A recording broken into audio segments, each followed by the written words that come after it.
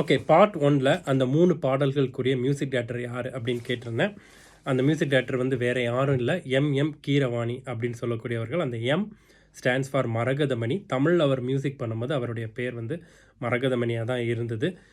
இப்போ உங்களுக்கு அந்த கீரவாணி யாருன்னு தெரிஞ்சிருக்கும். பாகுபலி 1 and 2, ஆர் RRR இந்த மாதிரி படங்களுக்கெலாம் வந்து மியூசிக் அமைச்சு பயங்கர ஃபேமஸ் ஆகி இன்ஃபேக்ட் நமக்கு ஆஸ்காரை கொண்டு வந்த ஒரு மியூசிக் டைரக்டர்.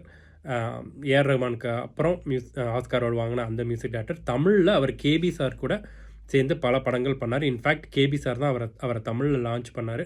பல ரூமர்ஸ் இருக்கும், அவர் தான் வந்து இளையராஜா அவர்களுக்கு எதிராக இவரை வந்து உருவாக்குனார், அதுக்கப்புறம் தான் அவர் தெலுங்கில் போய் பண்ணார். அப்படிலாம் இல்லை, தமிழில் பண்ணுறதுக்கு முன்னாடி அவர் தெலுங்கில் ரொம்ப படங்கள் பண்ணிட்டார். ஆனால் தமிழில் லான்ச் பண்ணது கேபி சார் தான்.